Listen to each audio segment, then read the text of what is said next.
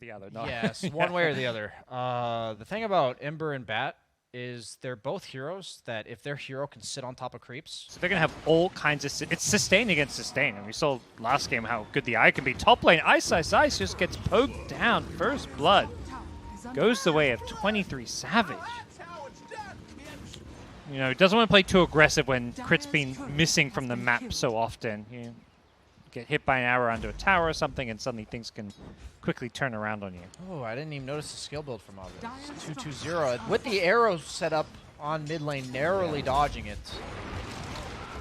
That would have been a disaster. You mentioned how this could be a bit of a tough one for the Axe. He's done fine so far in terms of last hits. He's getting pressured a bit by the damage output of the Tiny. No points in the Maledict to worry about, though. But the benefit of the IO is that he didn't have to buy himself a bunch of regen, which means he was able to rush the Ring of Health. And thus, if he can get to that Vanguard without dying, his game will be smooth sailing, at least for the time until he gets his blink. But salve used. Yep. I mean, that seems that's good for them. I mean, if you're burning through Ortiz's mana pool, suddenly that kill threat goes away. Let's build on 23 Savage. Mid lane, I believe that was the Searing Chain's arrow. He was underneath his own tower, though. A lot of extra armor. Has the Bottle Fairy Fire, so yeah, he seems to be in too much danger, but they are still playing around this one, and Crit Bottle charges between the right clicks. He's going to turn around and get the kill on the Mirana. Is there a Sleight of Fist? Ooh, just out of range. That was close. That is deja vu. We saw that in one of our games earlier. Yeah. It was nothing to say diving Quinn and going for the Sleight of Fist, and it misses by like an inch. Meanwhile, Ice does drop top. Yep. He's going for the stats build on Gyro. Rider nowadays can farm Ancients. He is going to spend his time sticking those things up. Yep. Should have to get 10 holes charges before he can Firefly, because his Firefly is only level 1.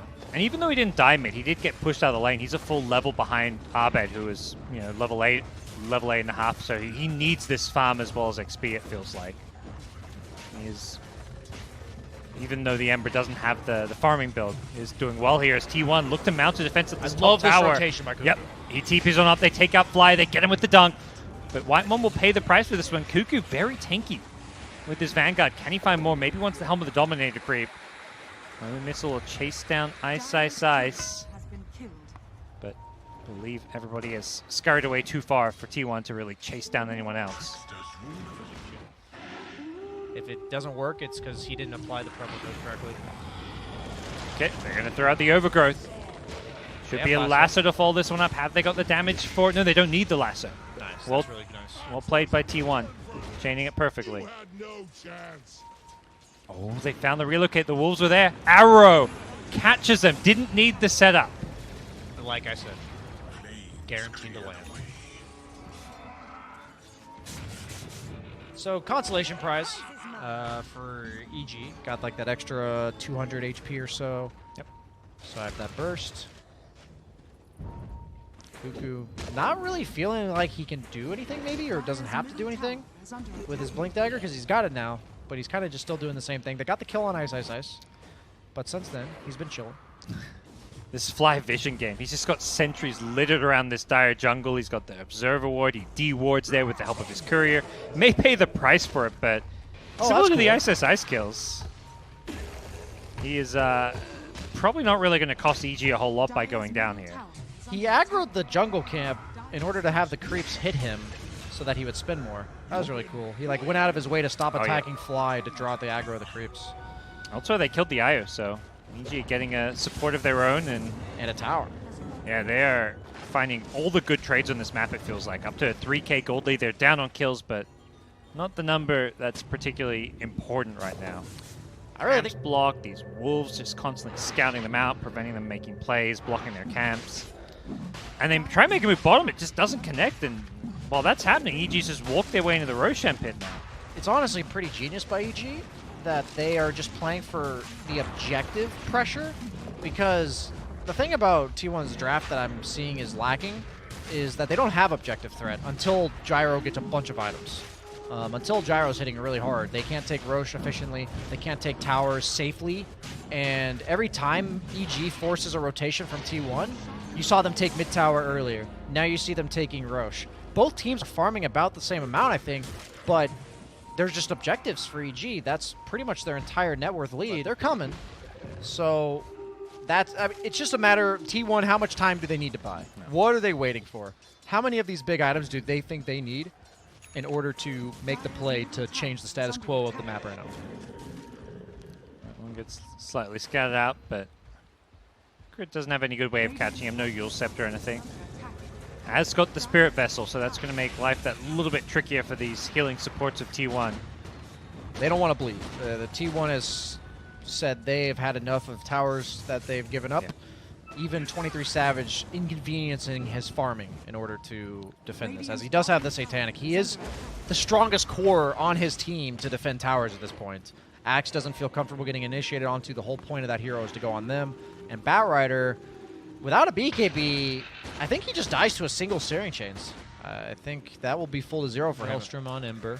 Just a little bit of item catch up here. This is feeling like the more classic EG game. Like we're gonna just farm you out. We don't care about kills. We'll poke at objectives, force a rotation. It's the starvation Dota. But here come T1. They're fed up. They get a Blink Call initiation onto Crit's Mirana. And EG, the second they see a 4 or 5-man smoke getting towards them, they'll sacrifice one and go farm elsewhere on the map. They're happy to give up one kill as long as it doesn't lead to an objective, as long as they continue farming. The way EG's lineups always work is so fascinating because their heroes individually always function better than the opponent. And T1 knows this, so they're trying to force these 5-on-5s. But now T1's separated. That's a relocate back in.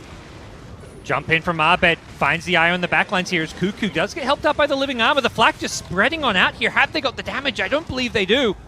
Toss coming up, the Gyrocopter in some trouble here. He's been left alone. Can he heal himself back up? He needs the IO support as well. He is healing. He's doing a good job here, but it's just not quite enough. The damage isn't there.